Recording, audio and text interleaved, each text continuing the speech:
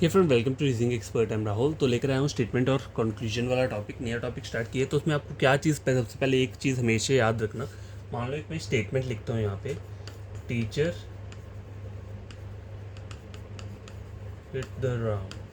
ठीक है, एक इतना सा मैंने एक स्टेटमेंट लिया हुआ है। ठीक है, और नीचे मुझे कंक्लूजन क्या दिया हुआ है, teacher don't like Ram, that's why he hit him. ठीक है, ये लिख दिया मैंने यहाँ पे। अब इसका एक रूल क्या है स्टेटमेंट और कंक्लूजन का, कि अगर आपको एजम्पशन बेस्ड क्या दिया हुआ है, एजम्पशन बेस्ड कंक्लूजन अगर आपको गिवन दिया हुआ है तो वो क्या रहेगा, हमेशा गलत रहेगा। ठीक है, क्या रहेगा, गलत रहेगा। अब आप स्टेटमेंट चेक करो, ऊपर क्या बोल रहा है, teacher hit the Ram, teacher ने क्या किया, राम को मारा। ठीक है, बस मुझे इतनी सी चीज़ दी हुई है। कंक्लूजन में मुझे क्या बोल रहा है, teacher don't like Ram, that's why he hit him. ठीक है, अब टीचर डोंट लाइक राम ऊपर आपको दिख रहा है, स्टेटमेंट में नहीं दिख रहा है। ये तो मैं एज्यूम कर रहा हूँ ना कि टीचर ने हो सकता है राम को क्या किया हो, हिट, राम को लाइक नहीं करता हो इसलिए उसे हिट किया। ठीक है, तो ये एजम्पशन हो गया। ये जो कंक्लूजन है ये एजम्पशन बेस्ड कंक्लूजन है, इसलिए ये चीज़ क्या हो रही है, यहाँ पे गलत हो रही है। तो पहला रूल तो ये है कि हमेशा याद रखना कि कोई भी एजम्पशन बेस्ड कंक्लूजन होगा तो वो हमेशा क्या रहेगा, गलत रहेगा। ठीक है, अब देखो कुछ क्या ट्रिक्स यहाँ पे है, trick to solve statement and conclusion. ठीक है, तो क्या ट्रिक रहेंगे ये, तो नंबर 1 देखो क्या बोल रहा है, इफ देयर आर 2 और मोर sentences which are used to frame a single statement, which are used to frame a statement, the sentences must be interrelated. The sentences must be interrelated। ठीक है, इस तरह से मैंने लिख दिया, इंटररिलेटेड, और क्या होना चाहिए, एंड म्यूचुअल कॉन्ट्राडिक्शन भी होना चाहिए, म्यूचुअल कॉन्ट्राडिक्शन। ठीक है, अब पहले वाले जो पॉइंट है इसका मतलब क्या है, मान लो आपको जो स्टेटमेंट दी है, ठीक है, वो दो सेंटेंसेस से बन रही है। ठीक है, यहाँ पे जो सेंटेंस दिए हैं वो दो दिए हुए हैं। ठीक है, नंबर 1 और 2।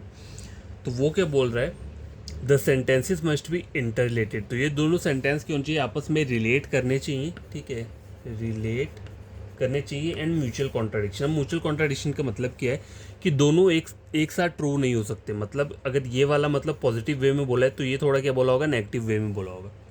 ठीक है, समझ आ गई बात।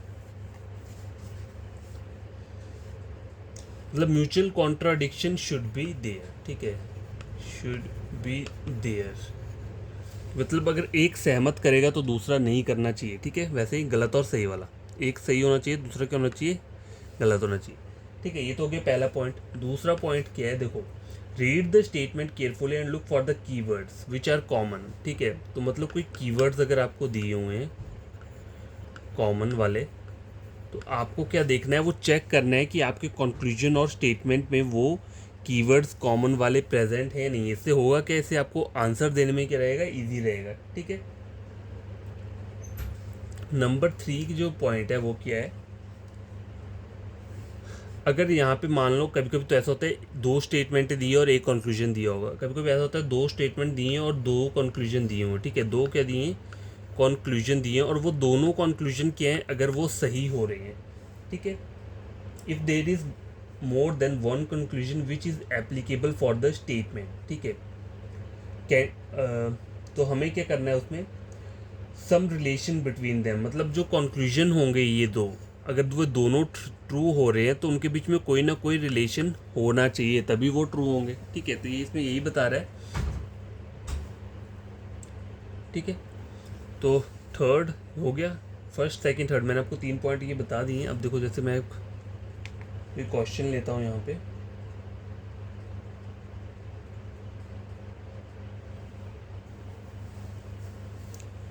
अब देखो कुछ की पॉइंट्स और बताता हूँ पॉइंट्स टू रिमेंबर रखने के लिए, ठीक है, ये बातें आप याद रख लेना, पॉइंट्स टू रिमेंबर, ठीक है। तो पहला पॉइंट क्या बोल रहा है, एजम्पशन जो होता है, assumption is always indefinite, indefinite and positive, ठीक है, indefinite होगा और पॉजिटिव होगा, ठीक है। नंबर 2 क्या है, if few words like each only all, देखो कुछ वर्ड्स आपको यहाँ बताया था मैं, each only all any every, any every why what these why what these therefore but आ गया, फिर क्या आता है, डेफिनेटली एंड सर्टेनली, ठीक है, डेफिनेटली एंड सर्टेनली, यहाँ लिख देता हूँ सर्टेनली, आर देयर, अगर मतलब ऐसे वर्ड्स आपको कहीं पर दिख रहे हैं आर देयर, ठीक है, then that assumption will always be a expect और फॉल्स इन नेचर, तो ये क्या होगी, वो जो होगी वो हमेशा क्या रहेगी, फॉल्स रहेगी, ठीक है। दैट एजम्पशन, एजम्पशन मतलब जो आपका कंक्लूजन होगा, ठीक है, that assumption should be false, ठीक है, क्या होगा, फॉल्स होगा। कब फॉल्स होगा, जब ये सारे वर्ड्स दिए होंगे, each only all any every why what these therefore but definitely and certainly, ठीक है। अब देखो थर्ड वाला पॉइंट देखो क्या बोल रहा है, some words like, some words like, some to large, some to large extent बोला हुआ है, ठीक है, EXTENT extent, many much, many हो गया और क्या हो गया, मच हो गया, अगर ये सब एग्जिस्ट करते हैं आपका कंक्लूजन में, ठीक है, then the assumption always be true, then assumption क्या होगा, ट्रू रहेगा, मतलब आपका कंक्लूजन रहे वो ट्रू रहेगा। फॉल्स कब होगा, जब ऊपर वाले वर्ड्स दिए होंगे जो ऊपर मैंने आपको लिखवाए हैं, ठीक है, तब फॉल्स होगा। अगर इस टाइप के वर्ड्स दिए होंगे, some words like, some, to large, extent, many, much, ठीक है, तो ये वाला क्या रहेगा, ट्रू रहेगा, ठीक है। फोर्थ देखो, if the message of notice, appeal and advertisement is there then that assumption will always true. अच्छा देखो, अगर बोला क्या, if the message of the notice, appeal and advertisement is there, अगर मान लो आपको मैसेज दिया गया है उस नोटिस का, ठीक है, अपील, देखो ये क्वेश्चन करते टाइम ही समझ में आएगा, एंड एडवर्टाइजमेंट, मतलब आपको जो स्टेटमेंट दिया है उसके रिगार्डिंग कोई आपको कंक्लूजन में कुछ मैसेज दे रहा है, ठीक है, कुछ अपील कर रहा है, एडवर्टाइज कर रहा है, नोटिस दे रहा है, ठीक है, देन तो ये सब चीज़ें क्या होंगी, ट्रू रहेंगी, ठीक है, ऑलवेज क्या रहेगा, ये सब ट्रू रहेगा, वो कंक्लूजन ट्रू रहेगा। तो ये चार चीज़ें मैंने आपको यहाँ पे बता दी। नंबर 5 क्या है, any assumption that is talking about social welfare, देखो एनी एजम्पशन,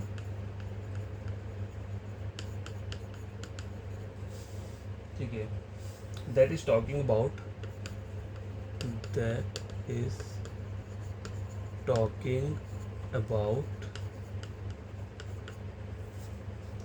सोशल वेलफेयर,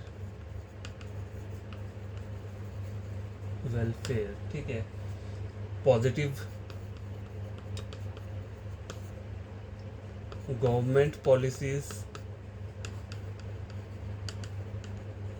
ये गवर्नमेंट पॉलिसीज दी है, that should also be true. तो दैट एजम्पशन क्या रहेगी, ट्रू रहेगी। ये भी क्या रहेगा, कंक्लूजन क्या रहेगा, ट्रू रहेगा। ठीक है, ठीक है। Any assumption that is talking about social welfare, ठीक है, सोशल वेलफेयर के रिगार्डिंग कोई आपको कंक्लूजन बोला हुआ है, ठीक है, या फिर गवर्नमेंट पॉलिसीज से बोला हुआ है, तो वो वाला क्या रहेगा, एजम्पशन ट्रू रहेगा। ठीक है। नंबर 6 पॉइंट क्या है, if assumption is related to past and future things, ठीक है। अगर मान लो past and future things के बारे में अगर कुछ बोल रहा है, ठीक है, तो वो क्या रहेंगी, फॉल्स रहेंगी। वो वाली assumption क्या रहेगा, फॉल्स रहेगा। ठीक है। If assumption is related to past and future, past और फ्यूचर से रिलेटेड कोई थिंग्स अगर को कंक्लूजन में बोल रहा है तो वो क्या होगा, गलत रहेगा। तो ये सब सारी चीज़ें आपको अपने माइंड में रखनी है। इफ एनी एजम्पशन, लास्ट वाला क्या बोल रहा है, if any assumption shows the word like, any assumption shows the word like, कौन से वर्ड, सुजेशन हो गया, ठीक है, क्या हो गया, सुजेशन हो गया, ऑर्डर हो गया, या फिर रिक्वेस्ट हो गया। ठीक है, तो वो सब चीज़ें क्या रहेंगी, ट्रू रहेंगी। ठीक है, ये रख लिया याद, ये भी सही है। कोई आपको क्या दे रहा है, सुजेशन दे रहा है, ऑर्डर दे रहा है, रिक्वेस्ट दे रहा है, कोई कंक्लूजन, तो वो क्या रहेगा, ट्रू रहेगा। ठीक है, तो ये 7 पॉइंट्स मैंने आपको बताए। तो ऐसे वाले जो एजम्पशन वाले कंक्लूजन रहेंगे वो तो वैसे तो वो गलत होते हैं, लेकिन सही कब होते हैं वो वाले, जब वहाँ पे क्या हो रहा है, ऑर्डर और रिक्वेस्ट आ रही है, ठीक है, कि ऐसा कोई एजम्पशन होगा जहाँ पे ऐसी बात हो रही है, सोशल वेलफेयर की बात हो रही है या फिर गवर्नमेंट पॉलिसीज की, तो वो वाला एजम्पशन भी क्या रहेगा, ट्रू रहेगा। ठीक है, लेकिन स्टेटमेंट से रिलेटेड होना चाहिए, ये बात है। ठीक है, ऐसा नहीं कि वो कहीं से भी आके आ जाए और आप उसे ट्रू कर दो। ठीक है, स्टेटमेंट से रिलेटेड होना चाहिए। ठीक है, अब मैं एक एग्जांपल लेता हूँ, ठीक है, उससे हमें क्लियर हो जाएगा थोड़ा। तो एग्जांपल क्या है,